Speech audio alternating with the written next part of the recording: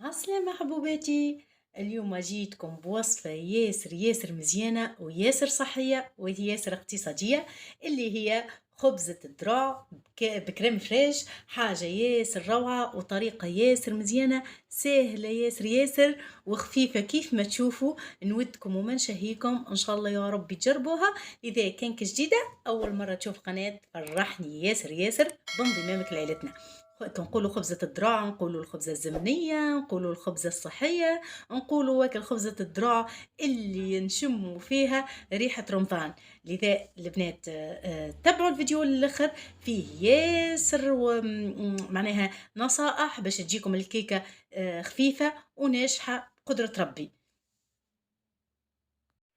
اول حاجه البنات خليت الفور يسخن على 180 درجه، خليته يسخن من فوق من اللوطه، لكن بعد ليك كي باش نحط خبزه الذراع نتاعنا نخليوه من اللوطه فقط. به الحاجه المزيانه والباهيه ياسر في الخبيزه هي اللي هي الحكار، موجود في كل دار. معناها عملتها بطريقه جديده بالخبزه الذراع بالكريم فريش كيف ما قلت لكم. والحاجه المزيانه اللي هي الكيال الكوليكا باه الحكه الصغرونه هذه.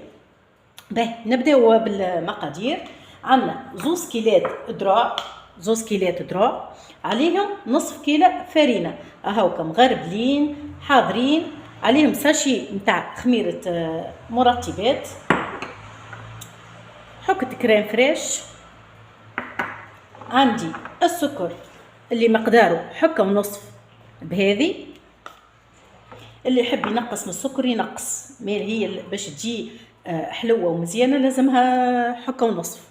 به عندي شويه هكا زبيب اقل من 50 غرام، وفترشتهم صغرونات البنات وخليتهم خليتهم بشويه ما يزهر، شفتك تعطي بنه مش نورمال ما يزهر للزبيب.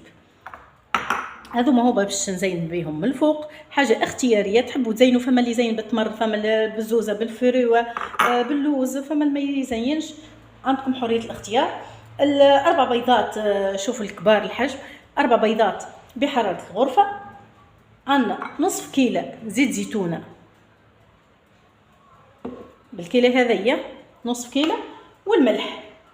طوي كنمشيو لطريقة التحضير وباش نحكيو شوية على الحاجات اللي لازمنا ما نغلطوش فيهم. بالنسبة للمرطبات صيف ولا شتاء لازم يكون العظام بحرارة الغرفة، خليهم معناها خليها حتى قبل بليلة. طوي كانت الدنيا باردة ديجا فالعظم يقعد البرا. عندنا شوية ملح، ديما زاد الملح يعدل ياسر طعم السكر في الحلويات.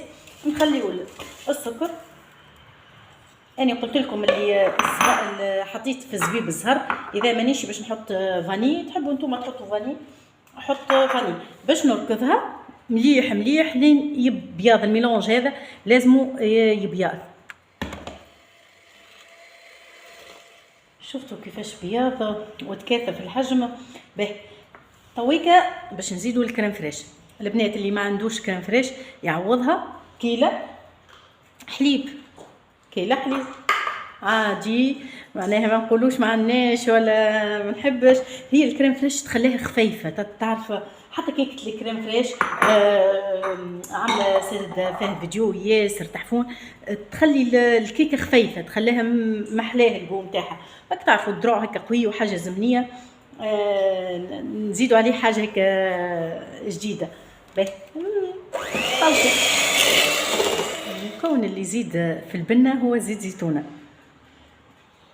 راك كي تعملوا بزيت زيتونه وحاجات الزمنيه كان تلاحظوا سواء غريبه بشكوتو نعملوه بزيت زيتونه تجي النكهه نتاعها حاجه اخرى. كيف ما قلنا نصف كيلو. كي نضيفوا زيت البنات ما نقعدوش نخلطوا ياسر سواء بيدينا ولا بالروبو. لهنا عندنا الخليط نتاع الذروع والفرينه باش نضيف عليهم الخميره ونحطها في الخليط. شوف اني كي باش نحط بشويه على خاطر راهو ديما نقول الفرينه سواء زاد الذروع معناها فما اللي يشرب فما ما يشربش، مانيش على الذروع على الفرينه على خاطر حطيت نصف كيلو. هاكا باش نحطها مغربله امورها مريقله. هاك باش ندور ماهوش في بالي البنات. هيك باش نعملها بشوي بشوي ونشوف. ريحة الذراع ما نحكي لكم ايش ريحته. باش نضيفها كيلتين ذراع عليهم نصف كيلة فرينة. شوفوا البنات القوام تاعها هيك قوام سميك. شنو باش نعمل؟ انا حطيت معاها شويه فرينه باش ما يتيحليش الزبيب اللوطه، باش ما يتيحش. هذه استوس.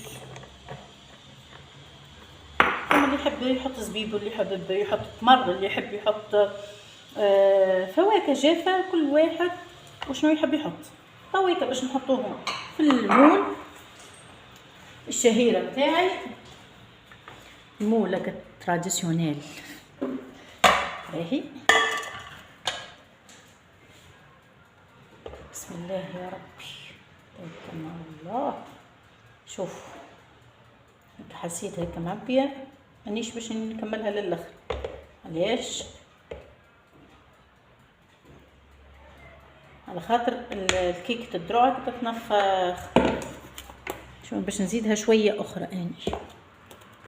تو كي نزينوها البنات باللي كتب من ربي، ونحطوها كل واحد والفور نتاعو.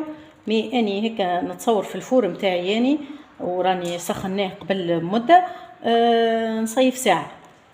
شوف كل من فور الفور ديما نقول هاني من فور الفور تفرق. راه هاني نمشيو نحطوها في الفور. ها هو الخبيزه نتاعنا نتاع الذراع حضرت. شوفوا وكل بنا هاوكا. نودكم ومن شهيكم البنات اطول نقصوها ونوريها كيفاش.